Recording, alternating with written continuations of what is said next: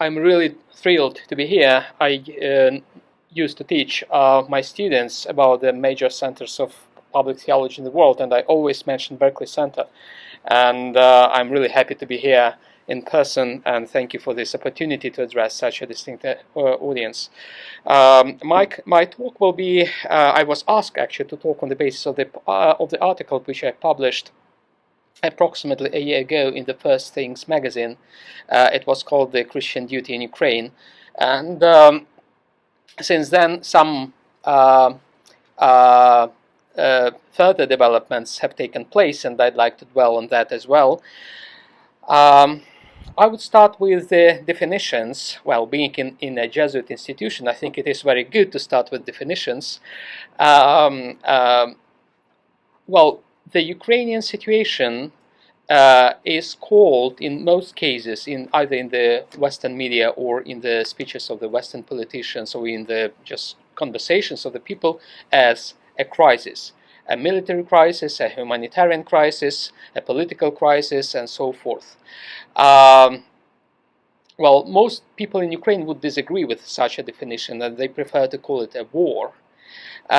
Me personally, I don't object against the euphemism of crisis, as far as it is taken in its original form, Greek form, which means judgment, crisis as a judgment. And I think Ukraine has become a kind of event of judgment for many things. For Ukraine itself, for the Ukrainian government, for Europe, for the European project, for the US and current policies and hypostasis of the US, for the global orthodoxy, and for the global Christianity. And I'd like to dwell a bit on each of these aspects, and will demonstrate how Ukraine or the Ukrainian situation judges all those domains somehow. I think, as regards the Ukrainian government and the situation with the relationship between the government and the society, the Maidan events really became a point of judgment for the government and the relationship between the society and the government. It was actually a conflict between the state and the society, the civil society. The civil society emerged out of the Maidan, and it won to some extent. And I think the Maidan still judges Ukraine and the relationship with the society and the state. Still, there is a conflict between the state and the people and the society, and I'm afraid this conflict is being exacerbated somehow. So it's not, I'm afraid that the state, the government, and the society are on the same page. They appear to be somehow immediately after the Maidan, but now they have differentiated, I think. So this dialectics continues, and I think that the Maidan continues judging the government and the relationship between the society and the state in Ukraine. Then, as regards the European project and the American policies, I think I'm excused, being a priest, I'm excused to speak about politics in Georgetown University. Am I not? You're excused. Right. Yes. Normally, I avoid speaking about politics. Feel free. But Georgetown, I think, is a special place to do this, right? We only talk about politics in Washington. Good, good. Right. So speaking about those domains, I would use the hermeneutical key of imitation. I think this hermeneutical key applies as well to this Ukrainian state situation, because the Maidan and the follow-up indicated the imitational character of the Ukrainian statehood somehow. That the major functions of the state were just imitations of what should be, and such functions as or as justice, for instance, or social care, or sound politics, just appeared to be not non-functional, imitational. And I think the Maidan has demonstrated this and revealed a path towards healing of those domains, to abandon these imitational models and to go to the real things, to substantiate the claims and slogans with real things, real um, uh, functions of the state. The state should be really just, not just imitational of justice. The state should be socially orientated somehow. The state should be really caring about people, about the interests of the people, and not just speaking about that. And I think the same applies to the European project and to the American situation somehow, because the Maidan has indicated that somehow the European project has been imitational. They were speaking about the European values and identity, but actually didn't live up to them, and I think don't always live up to them. I have a friend of mine who once said, uttered with some despair, uh, Putin said that Europe is rotten, and he was right. Not, of course, in the sense that that Putin said, all those human rights and gay Europe, whatever rhetoric he uttered, but in another sense, in a sense of Europe being not up to the values, up to the identity it proclaimed, and it put to the foundations of its very existence. Um, so I think such things as, for instance, the Netherlands referendum, which is going to happen soon, and it is likely that the Dutch would vote against the association of Europe with Europe. We don't know yet, but if it happens, which is more likely than they would vote for Ukraine, according to this sociological surveys, then it will demonstrate exactly this imitational, I think, character of much of the rhetoric which is uttered by the European politicians. I think the same applies somehow to the American situation. America is built on a myth, on a very powerful myth of liberation, human rights, and so forth. And again, this myth was not always, and still is not always, met by the current policies, I'm afraid. And that is the feeling of many people, even though I would say in Ukraine, most people are more hopeful about the US than about Europe. Now, from politics, let me go to the churches, and I think indeed the Ukrainian situation became a judgment, a doomsday for the global orthodoxy somehow, because the global orthodoxy kept silent about the war in Ukraine. Actually, since the beginning of this century, we have had two wars in Europe. One was in Georgia in 2008 and another one in Ukraine in 2014. Both wars were among the Orthodox nations, essentially. The first war was about the nations that belonged to two autocephalous churches, and the second one was between the nations that most of them, they belong to the same church. Even though it has been presented wrongly as a conflict between the Catholics and the Orthodox, and this was really a propaganda. And I remember when, well, more than a year ago, I had the chance to speak with a prominent Greek metropolitan. I don't want to call his name. And I asked him, Your Eminence, what do you think about Ukraine? And he answered immediately, of course, this is the Pope. Of course, this is the Catholic Church which is very much behind this conflict, and this was completely wrong, certainly. And that's exactly an indication how people have been indoctrinated with this propaganda. The real situation is that the majority of those who fight on both sides of the conflict, of the divide, they speak Russian. I mean, the separatists and the Ukrainian soldiers. And if they go to any church, most of them, they go to the church of the Moscow Patriarchate. A friend of mine who is a priest in Kiev, and he is originally from the Donbass area. His parents still live there, and he told me stories about the parishes, local parishes in these disputed areas, when people from both sides, actually the Ukrainian soldiers and the separatists, came to the same church to take communion.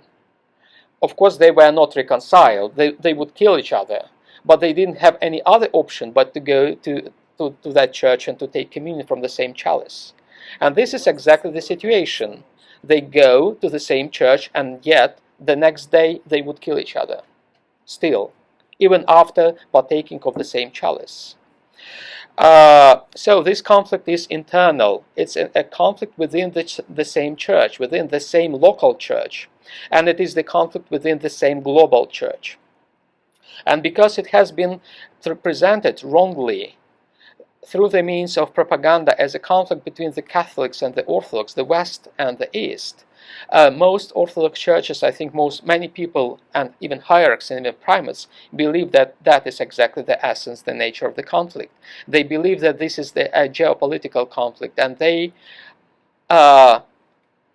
cross their fingers for the victory of the Orthodox side, so to say, which is the Russian side. And it's really pathetic that the only public reaction, or one of a few, really few public reactions of the Orthodox churches to the conflict, was a decision of the Synod of the Greek Church. It happened, I think, in August 2014, when the Synod asked the Archbishop to write a letter to the Patriarch of Moscow, asking him to ask Putin to lift embargo on the Greek olive exporters. That was the only public, one of a few, I would say, public statements. And only recently, and it was a lay initiative from the OCA, a lady from Boston, Inga Leonova, you probably know her. She is an activist in the OCA, mobilized some lay people and clergy to write a letter. She wrote, actually, composed a letter to Archbishop Tikhon of the OCA in support of Nadia Savchenko, who has been imprisoned as a prisoner of war and kept as a prisoner of war in the Russian prison and sentenced now to 22 years, right?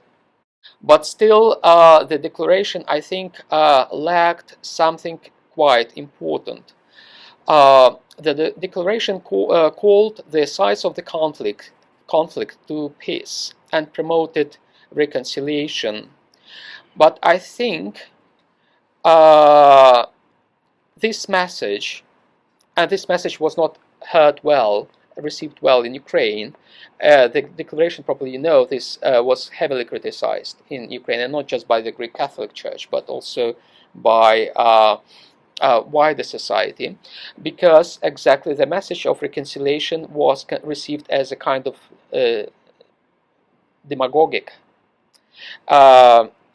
And to my understanding, as I understand this reaction happened because the sides of the conflict were not named. The perpetrator and the victims were not called, were not named, and calling a perpetrator, and calling a victim is essential for any reconciliation. I think this is very much behind the movement of truth and reconciliation. There is reconciliation, but first truth comes. So first truth should be said, and then reconciliation may come. And all the statements of the Holy See regarding the Ukraine situation exactly detour this truth part and go to reconciliation part. And I think this is a deficiency of Havana Declaration and other statements that have been made. For me, a paradigm of reconciliation would be the personal story of John Paul II, somehow, and attempt of his murder in 1981. when he was shot by Mehmet Ali Agca, no one said to the Pope, you just forgive and forget about this guy. Just try to find a common language. Just embrace each other and let us forget about you. No, Mehmet Ali Agca was judged, was sentenced to the prison, went to the prison, and then the Pope visited him, and then forgave him. Yes, exactly. And it was again the initiative of the Pope, of the victim, not of any other third part. And I think it is exactly the model for the reconciliation of Ukraine. You cannot force the victim to embrace the perpetrator. You may ask the victim. And this is the task of the church, to ask the victim to forgive.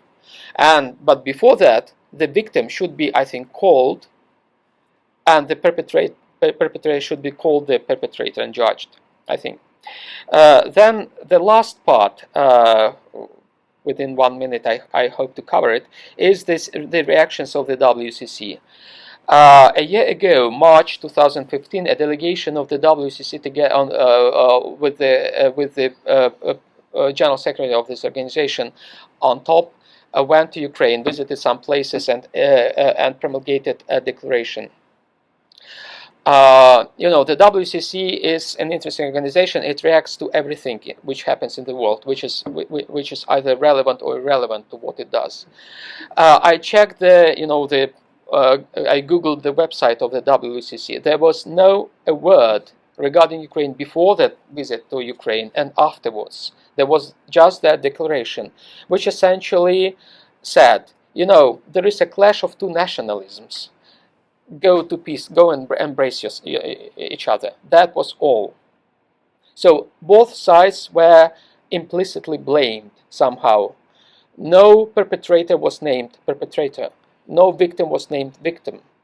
And recently I came across a document which was published by the WCC in 1960, when a delegation went to South Africa. And they issued a declaration there, and they essentially said, both sides should be blamed for apartheid. That was their wording, literally. And not many things have changed since then, as you see. Essentially, they repeated the same kind of structure of reconciliation, which is not helpful. Well, I don't want to be negative and pessimistic. I don't want to judge. It's not my business to judge. What I want to say is that all sides, all stakeholders somehow, are capable of doing much more regarding Ukraine. We should just be aware what we can do. We can do a lot of things. The churches, the governments, we have not done enough yet. But it doesn't mean that we are unable to do more. We can, and we should. And I think on this, the reconciliation in Ukraine depends very much. Thank you. Thank you so much.